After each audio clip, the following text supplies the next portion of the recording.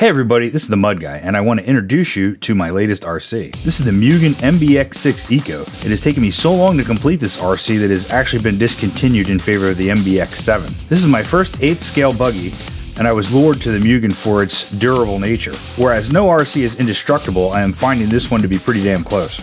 Let's take a quick look at the components I decided to install on this buggy. I chose the LRP IX8 speed control along with the Dynamic 8 2200 kV 4-pole censored brushless motor. I am using my Futaba 4PL radio, which I also use for my SE10. For the steering servo, I chose the Hi-Tech 7955 titanium gear servo.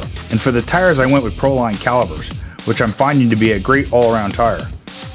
I'm running a 4S LiPo from Max Amps. Everything else was provided by Mugen. So we'll talk about the outside of the car. The body is flimsy like most stock bodies. It looks really cool though, that's the one thing. I wish that other companies would make a stronger, more durable version of this body because I think it looks really cool. One of its flaws is the fact though that it's very low profile and you have trouble shoving your cables in here without these different sides popping up and down. And you kind of have to mash everything together to get it to fit right. You know, I am new to buggies. This is my first buggy. I was dying to get one. They're incredible. So let's take a look. We'll take a little look here underneath the shell. And I will show you here where some of the damage takes place to the body. If you can see that right up here around the body post, normal, and then the crack right here is a weak spot. So it is a little flimsy. And I've bashed it pretty hard, so I already have another body that I need to paint up, but we're gonna keep this one for a little bit just for bashing around. And here's the inside of the buggy. I said I went with the LRP combo here, and I'm liking it. It's pretty cool. I don't really have any issues with it. It was easy for me to program. It does have a PC interface cord that you can buy to program it with your computer, but it doesn't really have that many features that would be necessary. But it does have some cool features that are easy to program with these two little buttons here. And yeah, I mean, if I can figure it out, anybody else can. So it's cost-wise, it's a little on the pricey side. It's working fine. It has these plug features instead of soldering your connections on. And at first I thought that'd be kind of cool, but actually it's kind of a pain in the neck because if you do bash this pretty hard, these slide out and you have to make sure that they're always in. But that's only really happened after some mega jumps that I took. So yeah, for the most part, it's pretty cool. One of the mistakes I made at first was I tried to cinch all these wires up, and that actually created more stress on the plugs, and I was popping my sensor wire out, popping some of these out. So I just kind of let them free in here now.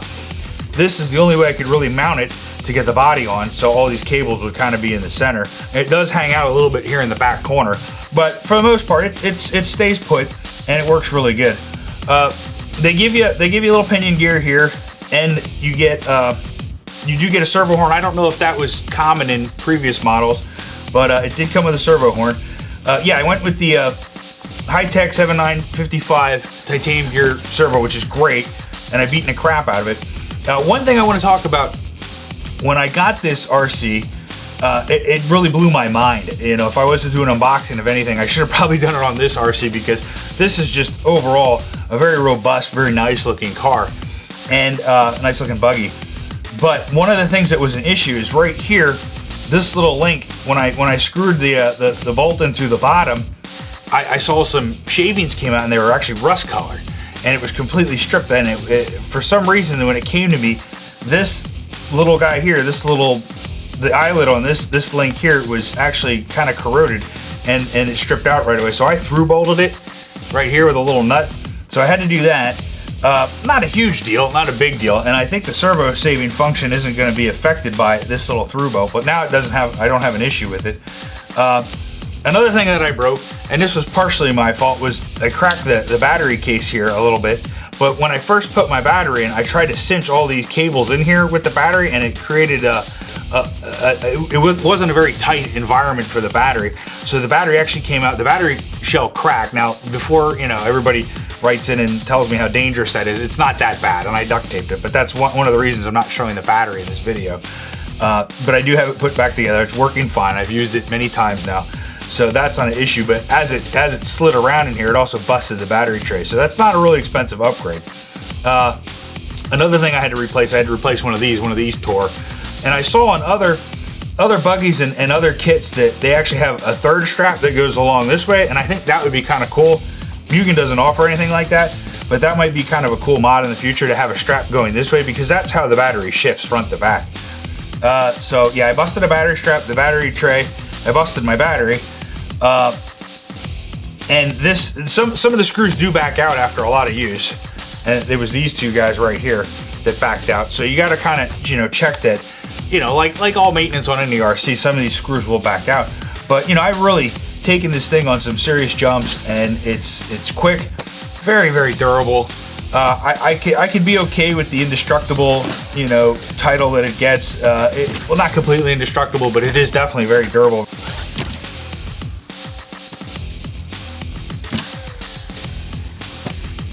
So yeah, for my radio, I went with this is my 4PL that I bought when I built my SE10. I just bought another receiver and bound it to that radio. So now I have 2 models programmed in there. Other than that, yeah, the Proline calibers, that's kind of a standard for me now. This buggy is way too big for my track, but these are good tires for the yard, the street, and any other, you know, the back alleyway.